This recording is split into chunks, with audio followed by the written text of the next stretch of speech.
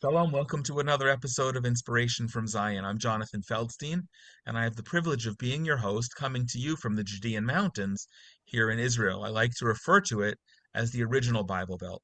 Inspiration from Zion is a program of the Genesis 123 Foundation, whose mission is to build bridges between Jews and Christians with Israel in ways that are new, unique, and meaningful. I pray that you will find this all of those. Through this program, we're excited to connect you to people and stories in and relating to Israel, experiencing aspects of life here that you might not otherwise know about. We want this to be interactive, so feel free to be in touch at inspirationfromzion at gmail.com and send along any questions and any comments about any topic anytime. Or you can reach us at genesis123.co or follow and like Inspiration from Zion on Facebook, Instagram, and Twitter.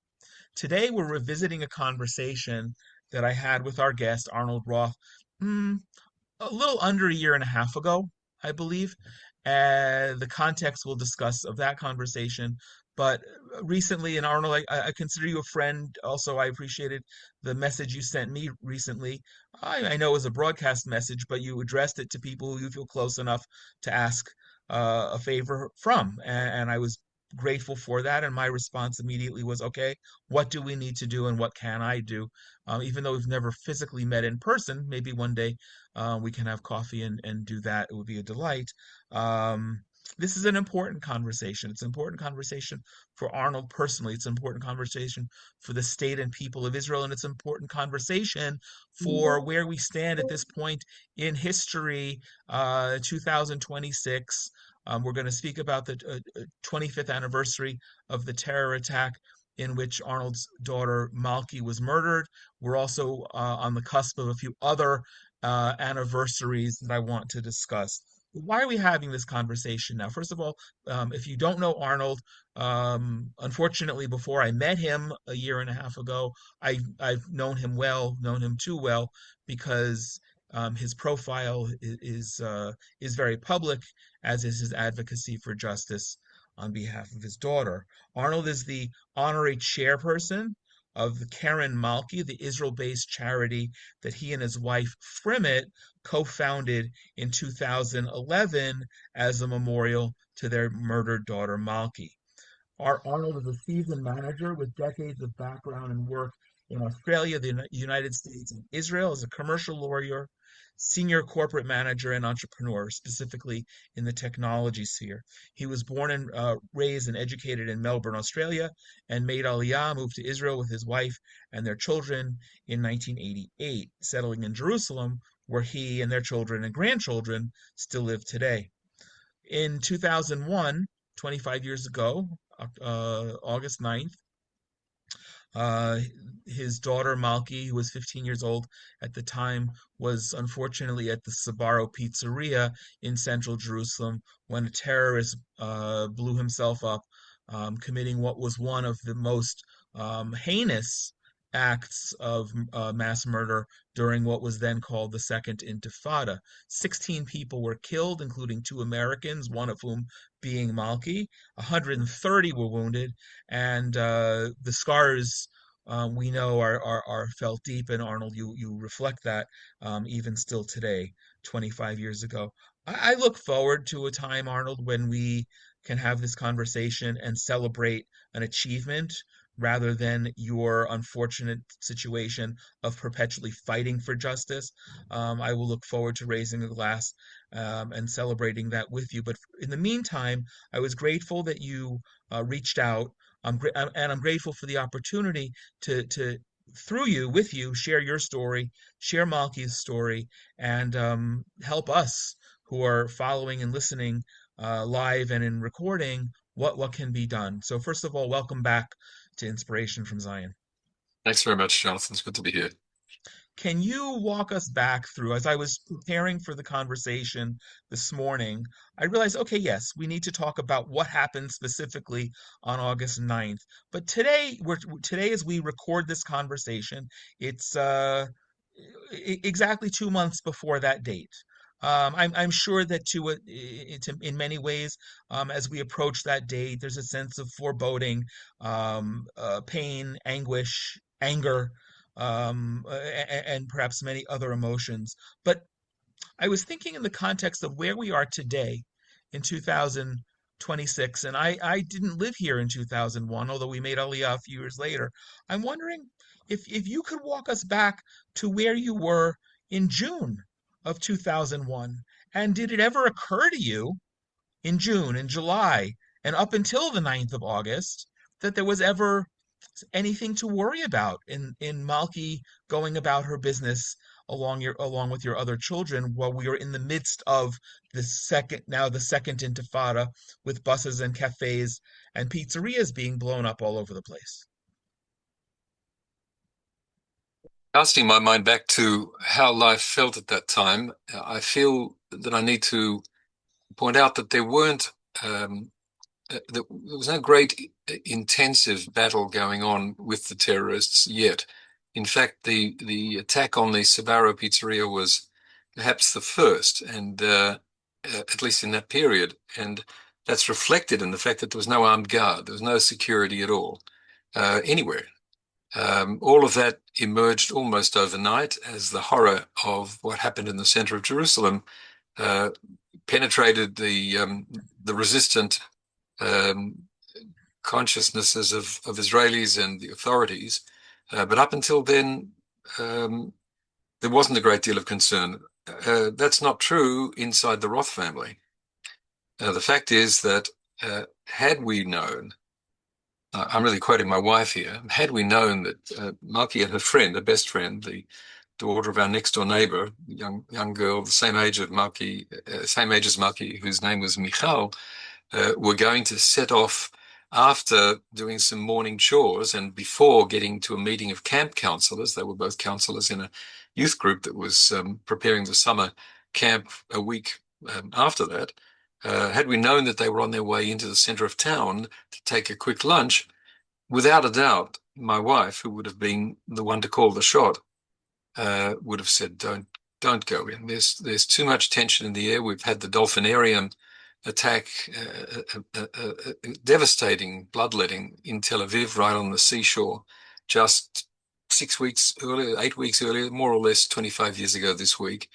Um, I didn't know, none of us knew that actually Malki was very, very depressed by what had happened there that night, a Friday night attack of mostly kids who had arrived from the former Soviet Union.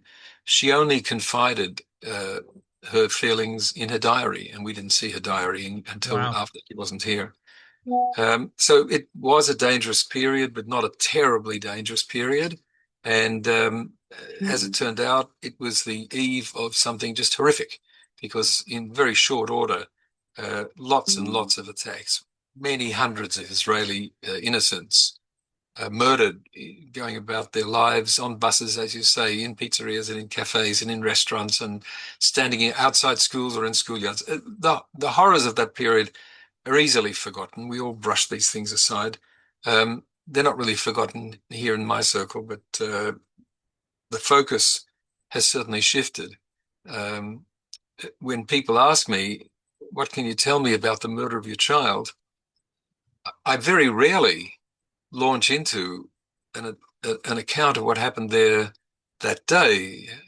What was she doing in the center of town at 2 o'clock on a hot Thursday afternoon during the school holidays? I don't think anybody really cares very much today. Of course, I'm interested to tell it, but I'm no less interested to say what's happened since then and why is the chief plotter, the mastermind, a woman who was a TV reporter, uh, a woman who was 21 years old. Uh, why and how and through what process did she become a celebrity right across the Arab world? How did she become, as a citizen of Jordan, uh, free from the efforts of Jordan's junior partner, the United States of America? And how does Jordan, which has had a treaty since 1995 with the United States to cover precisely this kind of situation, an extradition treaty, lauded to the heavens by the then king, King Hussein, who's the father of today's king. How did it happen that Jordan would say to the United States, well, thanks for the information about how you want her to be handed over. No. And that's been going on now for all the years since 2013. I know these dates will be confusing. There's a long period involved, but the United States brought charges against this woman, the United States, because Malki, though she was born in Australia, though she was living in Israel, was an American citizen as well. And I discovered, I'm a very humble lawyer, not a lawyer who knows much about public international law, but I learned about it at the critical moment and discovered, lo and behold, the United States presumes to take upon itself the right to go after malefactors, murderers who've caused the deaths of American citizens outside the United States. So this is a law specifically about murders by terrorism outside the United States, and it covers Malki's case. And, Did the law predate Malki's murder? yes, sure. Um,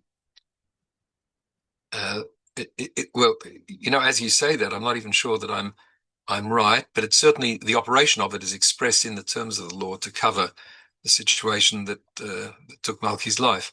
In any event, Okay. that's become the central story.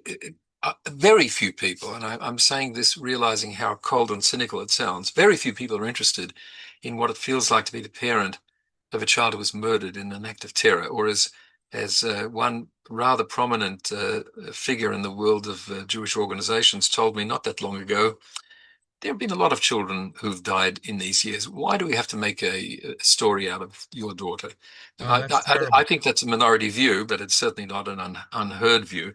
But the much larger, engrossing, engaging issue is, well, what do you want the United States to do about this? And what does the United States Right. say about it? And that gets us Well, into a really deep conversation. Over to you, so I Jonathan. want I want to go there, but and I first of all, as I read your bio, I think the operative word for me today is we're talking about your grandchildren. Because in preparing for this, and I have tears in my eyes just thinking about it. If Malki weren't murdered, she'd be a 40-year-old woman, married, and having given you at least two, three, four, maybe more grandchildren in addition. So it's not just it can't be just, I can't ever imagine your loss and your angst, but it's not just the loss, it's the loss of what would have been. And so, as many grandchildren as you have and love and celebrate, and we talked about that a little bit in the last conversation, um, that's also missing. And and I, as a father and grandfather, I can't overlook what this American Jewish leader should said to you. I think that's horrific. But let me. I'm interested to know what you said that Frimit would have not had Malki come into the center of Jerusalem that day, and to talk about that less. But before we go into the extradition, what was the terrorist mastermind, a Jordanian citizen, doing in Israel at that time? How did Israel allow that? How did that happen? Um, Arabs from other countries in the region come into Israel all the time. This particular woman came in under unusual circumstances. She was, as far as I know, about 19 or maybe 20 at the time that she unfortunately entered into a state of pregnancy, which in the world that she came from, unless there's a Oh, husband there, that can become very, very dangerous. Um, I don't know this firsthand. I know it from a woman who interviewed her, and I'm quite sure that the woman means to be accurate when she says that she was saved from an honor killing by her parents' readiness to uh, get her out of Jordan, which was where she was born and raised, and where her father was a lifetime member of the Jordanian army, and over to what they call the West Bank, what we call Judea and Samaria, what's historically known as Judea and Samaria, there to conduct her post-high school life. So she was a student at a West Bank university studying journalism while working as a reporter for a newspaper and a television station called Al Istiklal. And she was, in fact, the reporter who read the evening news several hours after herself blowing up the Sbarro pizzeria. And if it was, of course, the main story. I have a brief video clip of her actually reading the news. And it's chilling when you know what's really going on, what must have been the mix of tremendous elation inside her head as she spoke fairly dispassionately about a resistance activity in occupied Al-Quds, which is what they call Jerusalem.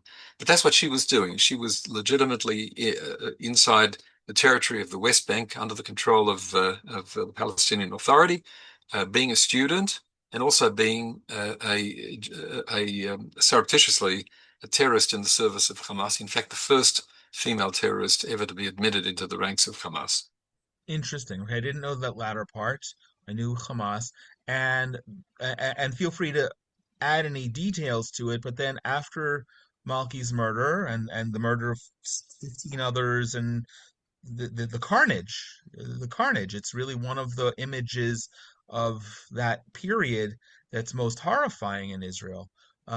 She was arrested, and fast forward, she was released in the 2011 deal 15 years ago to release the one Israeli soldier who had been kidnapped by Hamas for about 5 years, Gilad Shalit, and extradited to Jordan.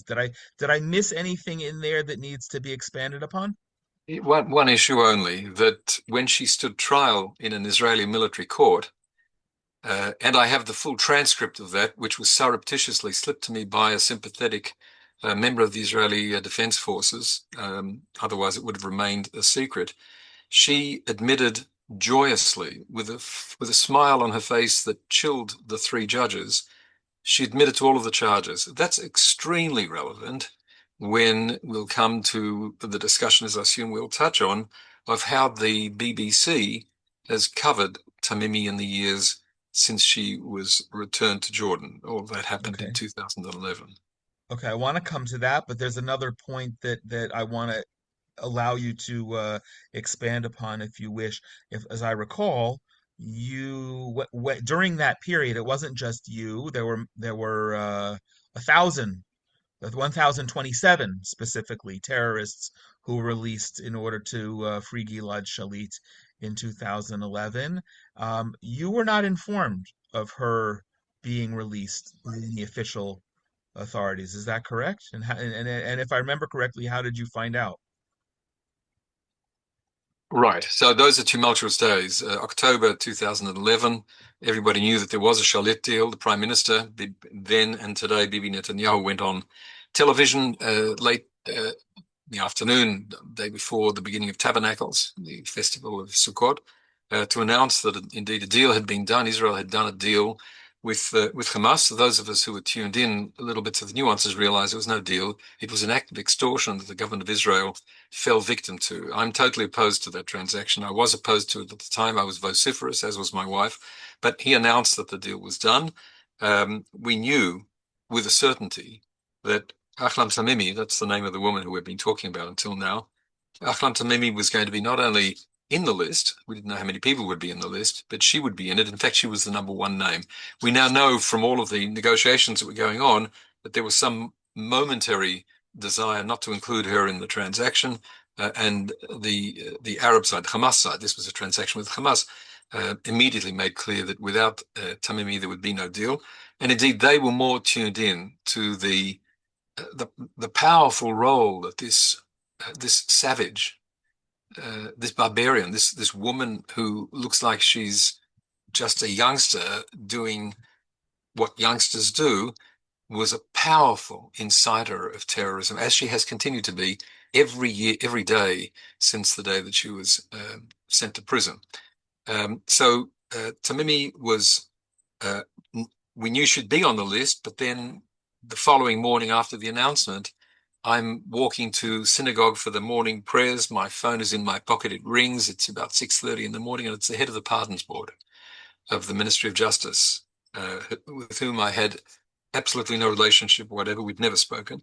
She said, I'm aware that you and your wife have written many letters to us over the years, making us answer you as to whether Tamimi is in the latest announced transaction, which didn't happen. There was a whole bunch of terrorist release deals that were in discussion over those years. It's my sad duty to tell you that she is in this deal and she'll be walking free. So that's how I found out. I subsequently had a private meeting with her long after the deal was done, in which she gave me, and I won't drag this out here because honestly, we could be sitting here for 4 hours and I'd still feel like you didn't give me enough time. And I'm not suggesting that we should, but she gave me documents that horrified me, things that indicated just how badly the Israeli side was managed in the negotiations with Hamas at every level. So 1,027 monsters, more than half of them, this was never told to the Israeli public, more than half of them with blood on their hands, walked free, and they became the backbone of the attack Yeah. of the 7th of October of 2023. And the propaganda in the case of Tamimi, who knows what she's doing specifically herself to incite terror actively, but certainly using her podium and microphone in Jordan, where she's sitting as a free woman. So let's talk about that. She was. Feel free to interject and bring me back to anything, Arnold. And for those people who were following live, I do want to re-invite you to use the Q&A if you have any questions. She's extradited to Jordan. And at what point, and I think that was in 2013 that you 2011, October of uh, 2011. 11, and at what point did you figure out that there was the Hebrew is pitaron, a remedy by according to U.S. law to have her extradited, and how have you? I know it also we could be here for 4 hours, we could be here for 4 weeks. You recounting all of that, but how have you pursued that since? And then we'll jump into the Hashemite Kingdom and the BBC.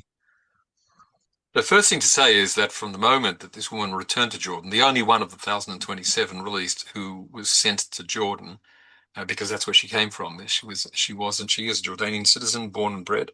Um, she became a phenomenal performer for the promotion of the redemptive value of killing Jews. It was a role that fit her like a glove, and she lived up to it tremendously. I've got hours and hours of television coverage and text interviews with her, and it's a hair-raising experience. It would be hair-raising for anybody, but for me, as the father of one of the children who she murdered and about whom she chortles, she delights. It's a difficult task. She's back in Jordan. She's immediately put on the speaker circuit. She's sent to multiple locations in the Arab world, traveled widely, not just then in those first few weeks, but over the next years.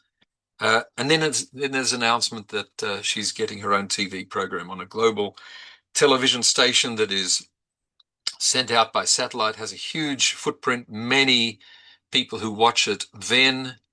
Doesn't operate today, but then in Australia, in New Zealand, in the other places that this broadcast of our webinar is going live, she was given a worldwide platform. And it's important for me to really drive home the point. This is in bloody Jordan. This is a country with one of the most restrictive media environments in the world. You cannot get a TV program or even be heard on TV or radio or in the newspapers if the Royal Hashemite Court, which is the center of all power in Jordan, doesn't like it. She got 5 years of weekly TV shows going out every Friday night with her as the presenter, with the message being, look up to the terrorists. Of course, they're not terrorists. Look up to the resistance fighters. Give them your support. Understand what they've done. Let's meet Mr. Joe Blow, who is the terrorist of the day that I'm going to interview here. That kind of performance made her more than a celebrity. It made her a media icon. And it wasn't that she was just being given a microphone as a quote unquote journalist. She was doing it with the fame, if you will, of being the mastermind of the Sbarro attack and having been arrested and having been released, correct? Correct, correct. This is all about the triumph of what she did, which was a resistance activity, as I said before, in Jerusalem. This is just obscene wording. The murder of children. She says it openly. She set out to find a place where there were a lot of Jewish children and to kill them, and she killed them. But it's also something a little larger than that. She's really showing in her freedom that you can triumph over the Israelis. And in the fullness of time, she's also been the embodiment of how you can also triumph over the Americans, and if I may say Wow. so, even over the Australians, because I've tried to get the Australian government, which has good relations with Jordan, and of whom Malki was a citizen, to get involved in this. I've failed miserably. I've been rebuffed at every level and every attempt. So she really stands for a lot. She's as potent a figure as you could imagine in the service of doing terrorism and justifying it. And you'd have to be blind Freddy not to see that she has succeeded. She's part of the mechanism that has gotten people to look right past those dead children on the floor and see resistance, Yeah. something noble, fighting back against the oppressor, preventing genocide, all of the key words that have been stripped of all of their meaning and weaponized so that people stop thinking and just mouth these terms. She's the star. Well, thank you, Arnold. When we spoke last, I don't remember the date. I'm sure you do. Not the date of our conversation, but why we were speaking. It was on the eve of King Abdullah II, the current Hashemite king of Jordan, and his planned visit to Washington. This was just shortly after Trump's inauguration, the beginning of his second term, and the notion, and I'll say maybe hope. I don't know if that's a correct word, was that Trump was going to use his influence and, if not literally, say, hey, Mr. King Abdullah, when you fly over from Amman, please put this evil terrorist in the back of the plane in handcuffs with you and deliver her to us in a nice little package according to our extradition treaty. We had the conversation shortly before the king's visit to Washington. None of that ever happened, either literally in the back of His Royal Highness's airplane or subsequently. Can you please give an overview of the whole period, but maybe the whole period, and then to fast forward to the last year and a half under Trump, why this extradition continues to not happen? So it's very important for me to be as dispassionate as possible in speaking about this. It would be a big mistake, and I've avoided that mistake, in coming across as partisan in American political terms. As people who are watching this can probably tell, I'm not an American, and the Americanness of my daughter Malki stems entirely from her mother.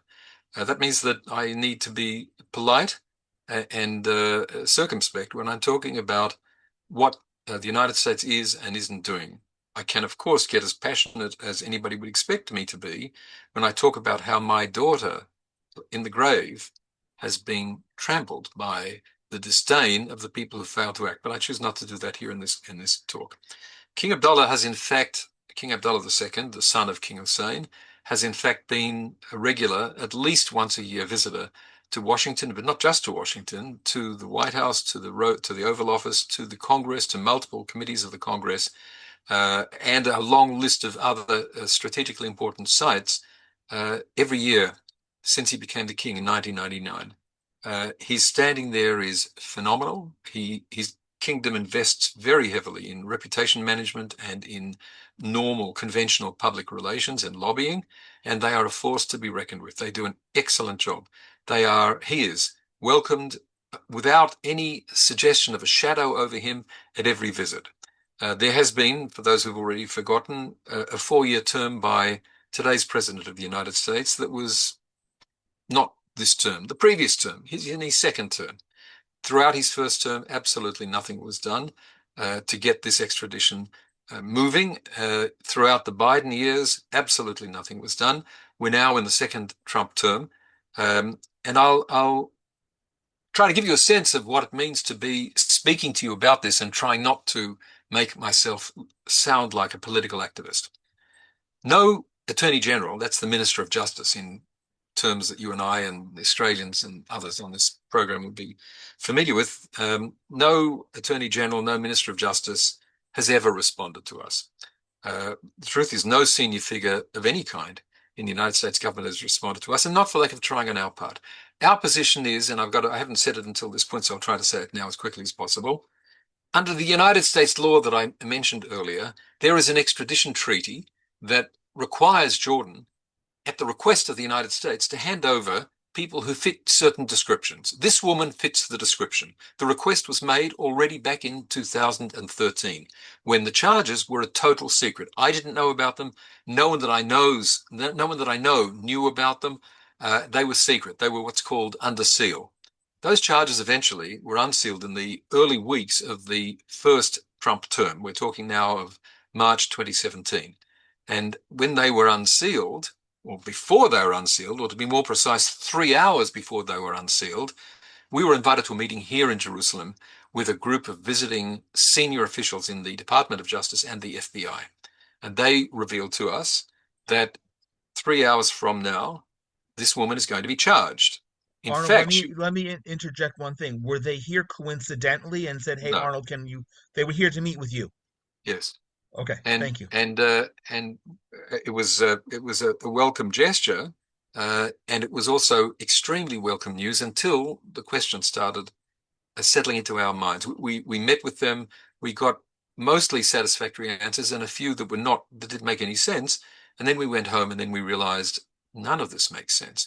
One of the things that we learned there was that, in fact, the United States had been trying to get Jordan, which is massively funded by the United States, in case Yeah, anybody in this call has missed the point, that is massively protected by the United States, which has military bases all over Jordan. None of them are called US military bases, but that's what they are, in fact. The United States is intensely involved in the well-being of Jordan. Jordan could not function without the protection of the United States. This country, which has a treaty about which King Hussein, who signed it, said, and may God, the exact words I'm forgetting at this moment, protect us from the efforts of anyone who tries to undermine this treaty, something wow. like that, back in 1995. That country decides that because this woman has murdered so many Jewish children and everybody here loves her for it, those are my words, but they're true. They're not the Jordanian words, because that's what the Tamimi case is all about from a Jordanian point of view. We're not going to hand her over. In fact, we can't hand her over because, and then you come with all the invented alibis. We can't hand her over because, I'm not going to run through the reasons, but they're all nonsense.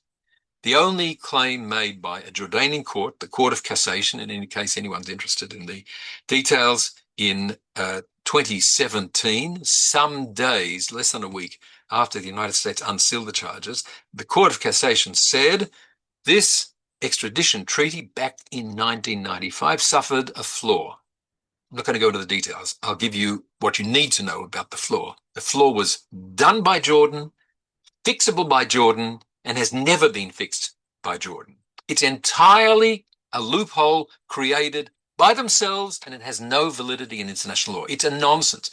And everybody on the United States side that I've spoken to, academics, officials in government offices, says, look, no one takes the Jordanian claim seriously that they are not able to extradite her. Everybody knows that they don't want to extradite her, and we're going to get her. Of course, they've been telling us we're going to get her since 2017. That's already quite a few weeks. In the last week, more than week, last 10 days or so, my wife and I received for the first time, not the second time actually. I'm sorry, I'm going to confuse people. I'm going to try to keep the facts as narrow as Go possible. There's ahead. always a lot more going on than I'm saying. We got a letter from an official at cabinet level in the United States government saying, you wrote to my predecessor in office 13 months ago. I'm now responding to you. Those are the timeframes that we're used to. 13 months ago, we're now responding to you. Your daughter, her name is Malki Roth, was killed in the Sbarro. It runs through a series of statements that are my statements. They're Yes. being mouthed by this United States official telling me all of these things. I have a daughter called Malki. He's telling me. And then he gets to the end of it, which is, and the Jordanian woman committed a heinous crime. Well, we all know that. Yeah. And then he says, and we're determined and we will not rest until she has been brought to justice. And then the prize, the last line says, and no government has done more than we have. No administration has done more than we have to make this happen. And I'm flabbergasted when I get letters like that. It's hard to know whether this is from some John Cleese comedy routine or they want to be taken seriously. They're telling me things that I know that I tell them. Then they say that We really all agree that she needs to be extradited from Jordan and put on trial in Washington. No question about it. It's the law, it's the treaty as well. And we're doing more for this than anybody else. This is 2026. The woman was charged in 2013. The charges were unsealed in 2017. No one answers me. No one in the office of the person who sent me the letter 10 days ago has ever responded to me. This is the response? Okay, but let me ask you, let me be devil's advocate, and you're a lawyer. Is it not true by definition that because you even got a response from someone at this level, that in fact no government administration is doing more because this is the first such time you got that? Even though No. it's a silly nonsense answer. Has any president, has any US administration ever truly done more? Or has it all been the same nothing? It's all been the same nothing, but there have been statements all along, particularly from uh, designated ambassadors to Jordan who come up before a Senate Ah, committee right. and then say, well, just what you'd want them to say. We will not rest until, and it's all nonsense. It's all empty words. It's intended to be heard by me and my wife and ignored by everybody. I Have can't you be more clear about the deep cynicism, the contempt that I feel towards this parade of public officials who go through the motions of saying, wow, justice, that's really a paramount value. Wow, the United States has a treaty with this country. That's really as important an element in a relationship as possible. They don't mention that Jordan is funded up the wazoo by US aid, has been for many years, and aid is growing. And then they just ignore the takeaway. The takeaway is she's still free. She's living there. She's living a life that's charmed. so I had a thought in reading the background for this. There's still, I believe, $5 million bounty on her head There is. from the FBI, right? And the No, lang from the State Department. That makes it from the even more pungent. from It's the a State State Department. Department reward. Right. The State Okay, Department don't talk to us. okay. So the $5 million bounty, if the language that I wrote down is correct, is for information leading to her arrest. Now, I assume because she's in Jordan and because I got a sense from something you said before, maybe she no longer has her TV show, but she's not in hiding. I'm sure that there is an intelligence agency in Washington or Jerusalem or other places or even in Australia that know her exact address where she lives. Everybody knows. I've got photographs of the inside of her apartment. Everyone knows Wow. where she is. That's never been the issue. So I didn't send a spy. This is all public information. so you It's just a charade. They say there's a reward. Perhaps the meaning is that if one day she slips out of Jordan and tries to hide, let's say where her husband lives today, which is in a funny place called starts with Q. Got 300,000 people and it's the richest country on. I'm forgetting the name. So she may end up in Qatar, where who knows, maybe they'll where pick her up. But she's very smart, and she has said repeatedly, openly, to reporters who've come to speak with her, I am not going to leave Jordan. If I do, my life is imperiled. So there's a $5 million reward. It applies okay. in Jordan. Jordan has no excuse apart from the total the nonsense argument that they put in the mouths of the Court of Cassation. They have no excuse in not handing her over. And the Americans keep saying, we really want her. We're going to get her. We're doing more than anybody else. More This okay. is the torture that we're put through. So we can identify why King Abdullah, for his own internal reasons, might not want to extradite her. Um, and by the way, legitimately, such a thing could undermine his authority and create minimally violent protest and potentially the downfall of his um, unusual Hashemite kingdom among a majority of Palestinian Arabs. What I don't understand is why a U.S. administration that made no secret, for instance, about going to pick up the president of a country in Venezuela and not extraditing, bringing him to justice. What interest does the United States not have? Or let me phrase it away a different way. What interest does the United States have in not demanding and using the influence, for instance, that we've seen President Trump this week alone twisting arms here in Israel. We haven't heard that at all. You got a letter from a cabinet level person in the United States saying they've done everything possible, but no cabinet member, and tell me if I'm wrong, but maybe no official on behalf of the United States has ever they've issued the request for extradition, but no one's ever twisted arms or turned the heat up. Why would or that or be? or even made a single public statement saying we demand that Jordan hand her over. Look, the questions are much better than the answers. I don't have any way of resolving the questioning that you're expressing. It's absolutely appropriate. What I can say is that the Jordanians have never been pressed by the United States.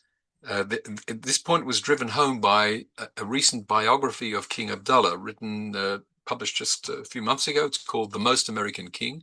The author is no friend of mine, has never spoken to me, has never addressed the Tamimi issue until an interview a couple of months ago where he says, concerning the Tamimi case, I frankly can't tell you what's going on because the United States has never put Jordan under any pressure on this issue. So there's some cozy understanding, and all of that I can even understand it. The part I don't understand is how self-respecting politicians and officials can treat the families of American victims as if we were the problem. In practical terms, we are the problem because we're embarrassing them. And with the 25th anniversary coming up in August of this year, of course, it'll be Uh-oh. inevitable that there will be some degree of nothing to get this done. People who have been making blah, blah, blah speeches about the importance of justice and the right of the United States to exercise the treaties and demand compliance, all of that is nonsense. If they don't want to embarrass a client vassal state, and I'm sorry, but that's really the expression that is appropriate, then they will do whatever they think is right, and American families and American children buried after being murdered, be damned. Thank you for the disappointing answer, but I get it. I want to move on to talk about the BBC, but before I do, in the course of all of this, has there been one American official that's been decent, that's been supportive, that you can that gives you any kind of hope? There are two questions that you just asked, decent and hope. So yes, decent. There have been several who have been decent and have expressed real solidarity with us, been emotional about it, and then concluded by saying, even though I am, and then the title of the job, which is usually very senior, I can't really do anything because this is an issue that needs to be resolved by other people. Um, there are people who've been really rude, people who have really ignored us, people who have, and I'm getting into the wrong direction. I don't want to do this kind of negativeness. I can only say, yes, there are human beings on the other side. Uh, the United States as an entity has completely betrayed its own values. I don't I don't want it to be even framed as they've really hurt us. We're really in pain. This is unbearable. The idea that this woman is dancing on our daughter's grave never leaves my mind. But Yeah. that's not the issue. The United States has betrayed its own values. Congress has betrayed its own values. No congressional committee has ever looked into the Jordanian breach of the treaty and whether this should not trigger sanctions. It's US law. There's a US law that's been on the books since 2019, which covers this situation precisely, perfectly. It was written for this situation. And it says they don't get any aid if they breach. I could go into all the language, I won't. It covers our situation. They just don't apply it. So everyone is asleep at the wheel. No one is unaware of this issue. They have no problem betraying their own values. I don't know if there's a more serious criticism than I can make. I don't want to state it now, live or in the recording, but I want to ask you to please remind me offline. I have a thought about maybe turning up the heat this summer that I want to come back to with you. Okay. Let's, Arnold, if we may. I didn't know until I got your message earlier this week, last week, that there was anything going on with the BBC. I tried to avoid BBC as I tried to avoid many negative influences in my life. But you've got a petition now that we're going to provide the link for those who are following live and for those who are watching or listening to this in recording. Um, tell us what's going on, and then we'll get to what needs to be done. So petition and BBC, they're really two stories. BBC has been an extremely unpleasant presence in our lives since the day we began the 7 days of mourning back in 2001. Wow. Again, the details I'm going to leave for another time. There are people working there who've had glorious careers in the last 25 years who are disgraceful, who besmirch the values of their own journalism. I'm going to leave the details for another time. More recently, though, the focus for me at the BBC has been BBC Arabic. BBC Arabic is a real gem in the crown of the BBC. It gets a tremendous amount of funding. It does Well, work. funding meaning from the British government. That is literally correct. There are people who don't understand that. There are many people who don't understand it because there have been changes in the funding of the BBC. But the BBC Arabic part of it, and in particular the program that focuses on issues like the one that you and I are talking about, but from a sympathetic point of view, not from a hostile point of view, Yeah. are funded by the public purse. BBC Arabic got my attention back in 2020 when they brought Tamimi onto their program to make an appeal for, the issue isn't important. I'm going to skip that part. To make an appeal, she's presented as a woman who is suffering and she needs redress, she needs help. And dear BBC Arabic audiences, you must listen to this woman.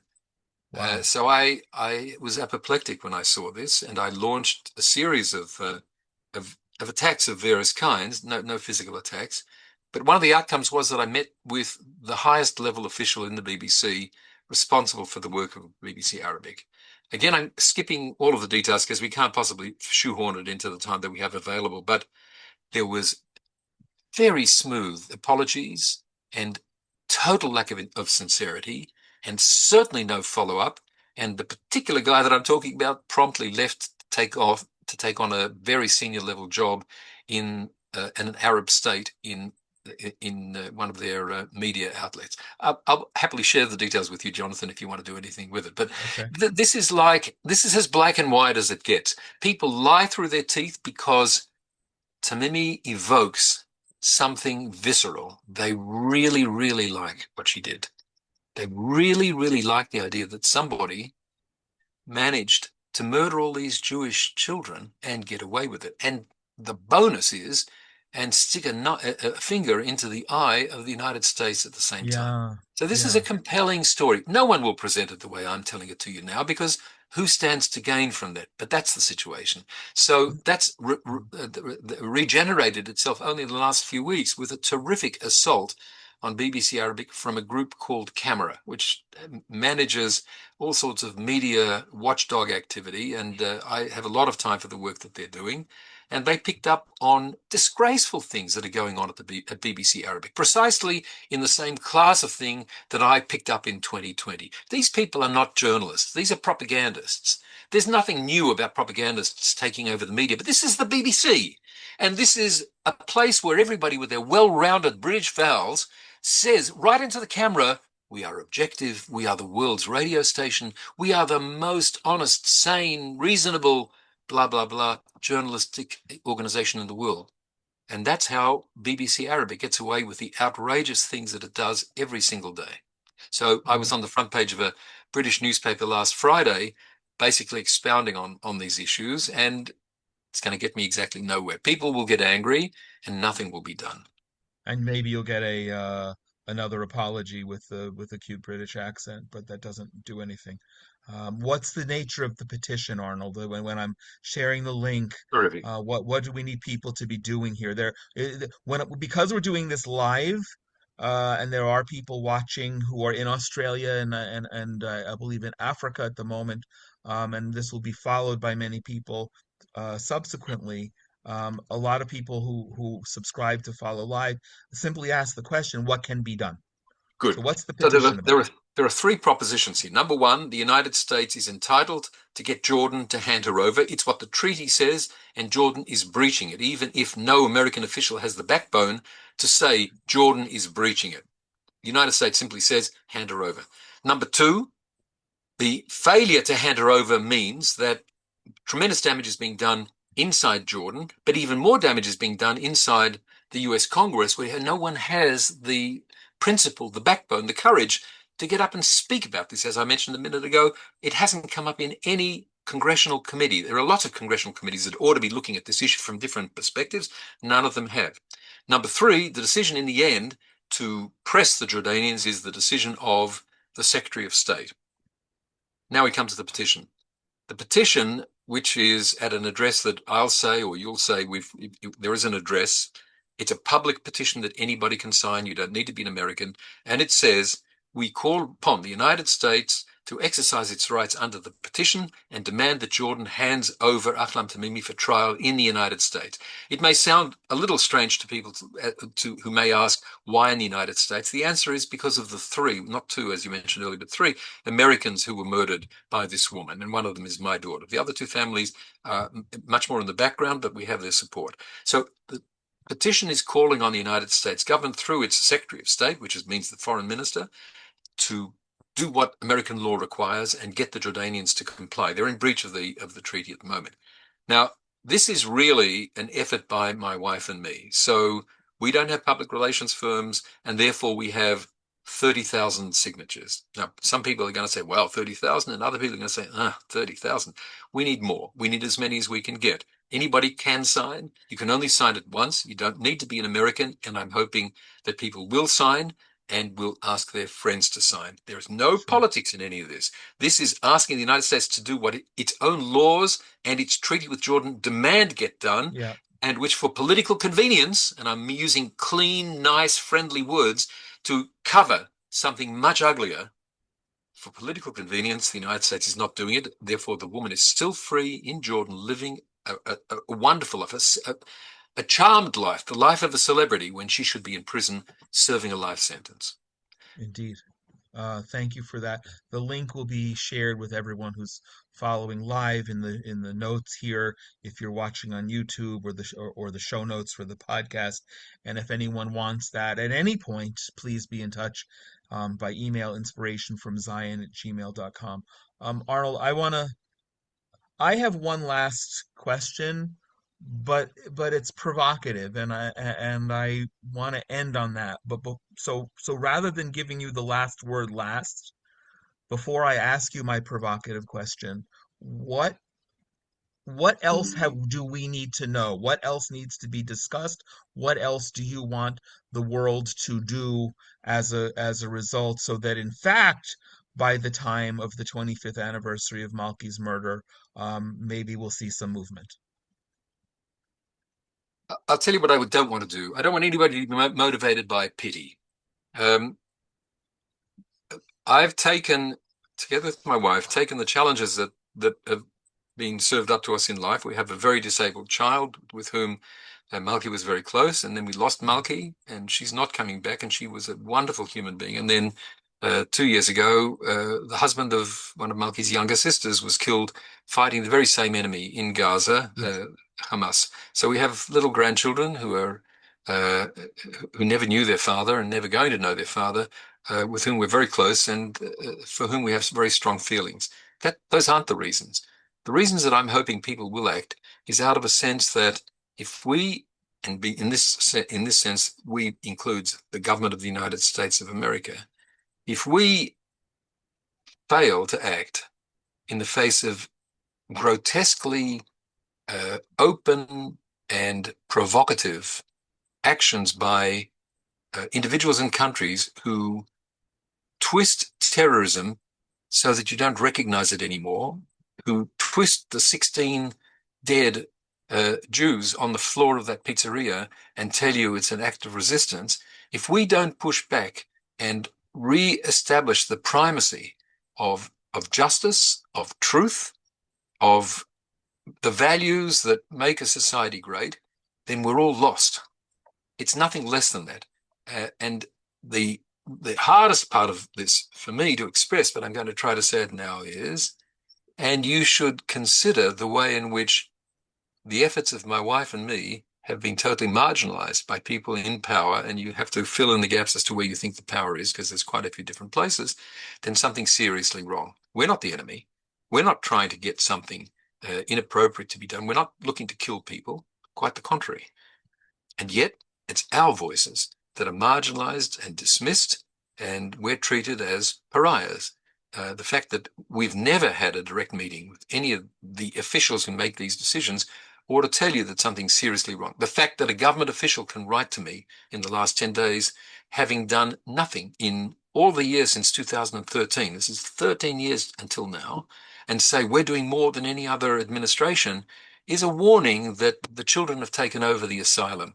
And I'm not an American. I can only call on my American friends and say, is this really what you want the government of your country to be doing?